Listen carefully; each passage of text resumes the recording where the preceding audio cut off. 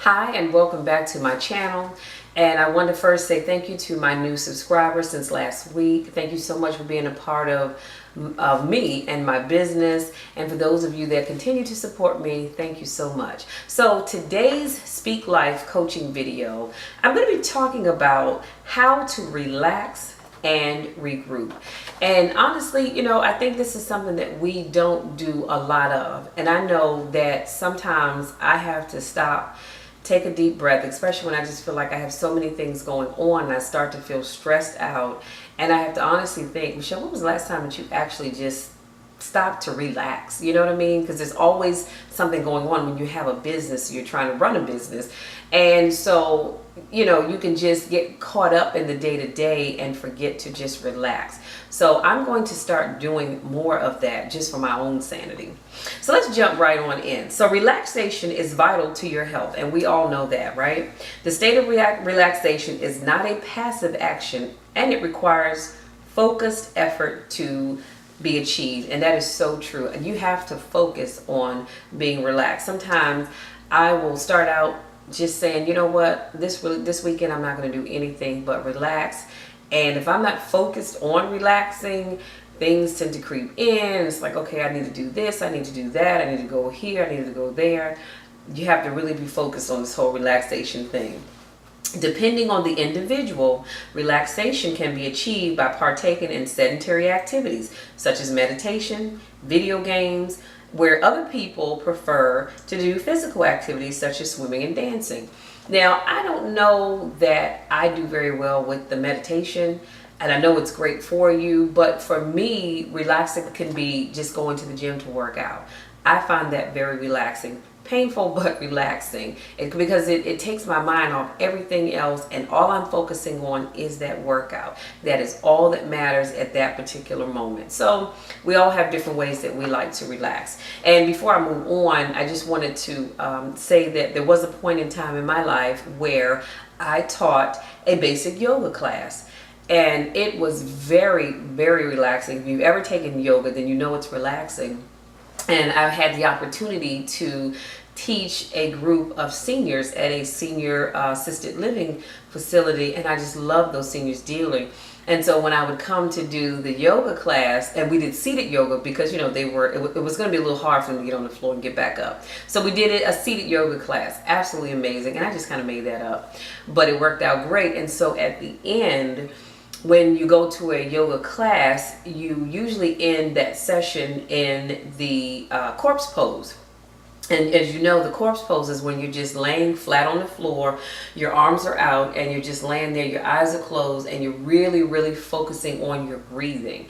And so because they couldn't get on the floor, I would just instruct them to just kind of slouch down in their chair just a little bit, plant their feet out so they're nice and grounded, and either let their chin fall to their chest, or they can let their head just relax back. And we sat in that pose for 5 minutes, just the way I would have in a class if we were on the floor. And by the end of that class, I would say, okay, we're gonna start to wake the body back up. So begin to move your toes, begin to move your fingers. And I would say it exactly in this voice. And then I want you to, just kind of move around to bring life back into the body, and take a deep breath. And then I want you to open your eyes. Well, when I opened my eyes, nobody else had their eyes open because they had gone on to sleep. That's how relaxed they were. So I can tell you that doing yoga is a great way to relax. So now we talk about relaxing and regrouping, but you also have to have reflection in between there. So reflection is a necessary and important checkpoint. Reflection is a process that allows an individual to dissect the events of the past, consider what went wrong, and determine how the concerns can be prevented or changed. Most importantly, it is a time to identify causative factors. It may be unpleasant to reflect on less than ideal events, and hence it is done less frequently than required. So again, as you begin to go through your relaxation period, you need to reflect. Just as I read, it's not always easy to do. It doesn't feel good sometimes, but you need to reflect, because here's what happens. When you reflect on things that didn't go well or didn't go quite the way you had planned, then you can figure out, okay, what went wrong, And then when you try it again, you can say, okay, well, I'm going to avoid doing those things because they didn't work well the last time. So make sure you are reflecting. Now, strategies such as the STAR, STAR, and this is what the STAR is. It's considering the complete situation, and that's your S, identifying tasks, that's your T, that were required to be completed, the actions, there's your A, taken by the individual, and the results, there's your R, achieved. So that is the STAR method strategy that I was talking about. And this method can help to organize thoughts in a productive manner. It enhances the opportunity to retrace and analyze the past to improve on the skills necessary to regroup. Regrouping to form new strategies. During the process of regrouping, one is actively engaged in acquiring the skills necessary to prevent reoccurrence of the previous negative outcome or to improve good outcomes. So again, regrouping is a must, because if you don't regroup, you're subject to repeat the thing that didn't work well the first time. And if it worked well, you want to be able to repeat that too. When you work out that hard, you really have to take time to rest. Give your muscles time to repair and rebuild. And that is very, very true. So, and some of you may or may not know that I'm a power lifter, and I've been competing for, it's been 5 years. Well, this December will be 5 years. And the way I train, it's very, very intensive. And so when I say it's intensive, what I mean is that each week my weight gets heavier, whether I'm squatting, I'm deadlifting, or I'm benching. Each week that weight gets heavier. Case in point, last Wednesday, my deadlift program, I had 200 pounds for 5 sets of 10 reps. Can I just tell you, I was worn out by the time I finished that last set, or that last rep, because it takes so much out of you. This Wednesday coming, I have 225 pounds for 5 sets of 5 reps. So when I leave the gym, so I go, let me say this, I go Monday, Wednesday, and Friday. So on the days that I'm not working out, it is crucial, it is critical for me to be able to rest, regroup, and relax.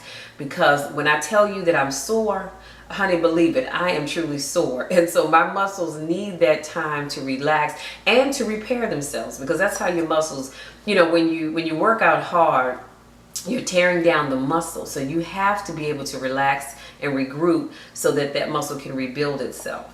So as you can see, how did I even get on that? Oh, because I was talking about when you work out, you know, you have to relax and regroup and all that good kind of stuff.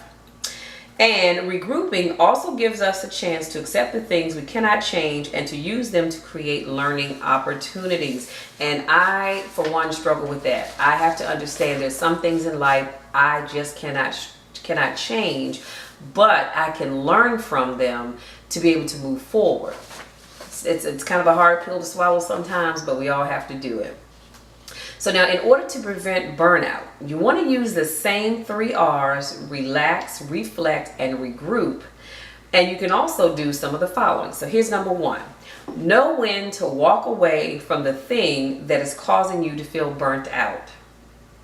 Let me say that again. Know when to walk away from the thing that is causing you to feel burnt out.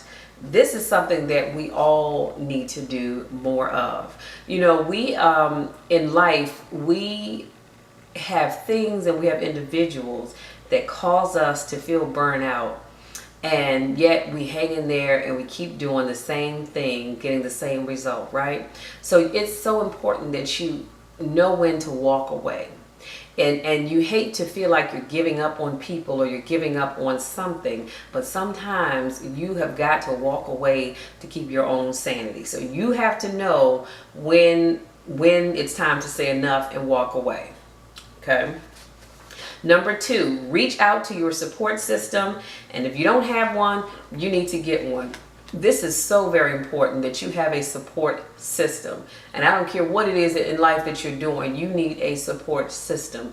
I am thankful that as an entrepreneur, I have a support system that I can talk to, share ideas with, and all that great stuff. You know, I have good girlfriends that are my support system, so we can talk about life, we can talk about business too, but you have to have a support system. And if you don't, like I said, you need to get one. And it doesn't have to be a whole lot of people. It can just be one person, one loyal person that has your back and your best interest. Number 3, learn how to open your mouth when things start to get stressful. I can honestly say that I had to learn to do that. I really did. I had to learn to do that. I'm one of these people, and I'm not an introvert by any stretch of the imagination. Let's be clear. If you know me, then you know Michelle is not an introvert, never have been.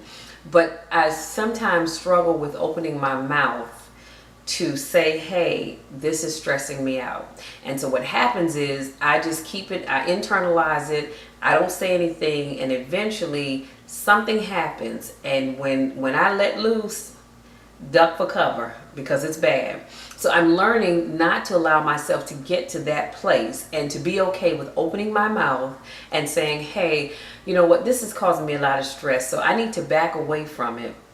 Or I need you to back away from me, or I need to back away from you because it's causing me some stress and I just don't want to live my life that way. So learn how to open your mouth, people, because people don't know what's going on with you if you don't. Number 4, learn how to better manage your time and let other people know that your time is valuable to you. This is so very important, because I'm going to tell you something. People, and sometimes they do it intentionally, sometimes it's not done intentionally, but people will waste your time. So I'm one of these people. You know, if one of the hats that I wear, as you all know, is a travel agent.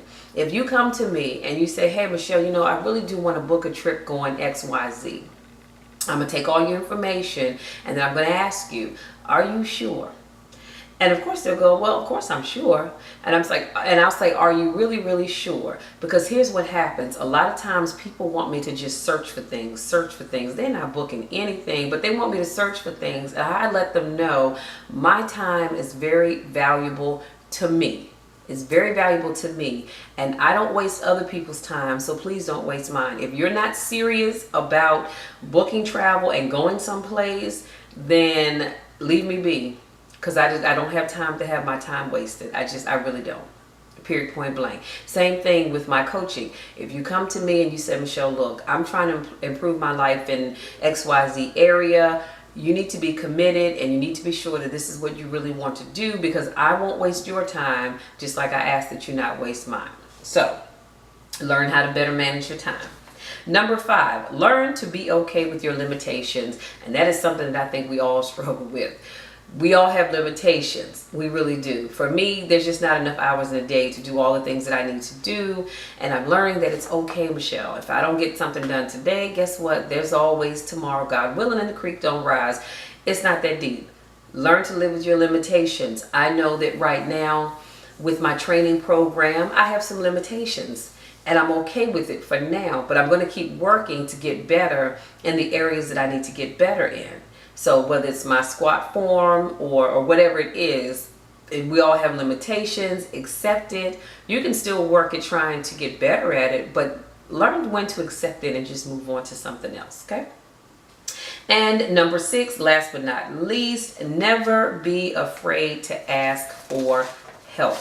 And that is something that I actually had to work very hard at, because I'm one of these people that I don't really like to ask for help. And I know that about myself. I don't. But since I've become an entrepreneur, I have learned that I cannot do it all by myself. And at some point, I do have to ask for help. So please don't be afraid to do that. Whatever it is that you may need, open your mouth and ask for help, because people don't know what you need if you don't tell them, right?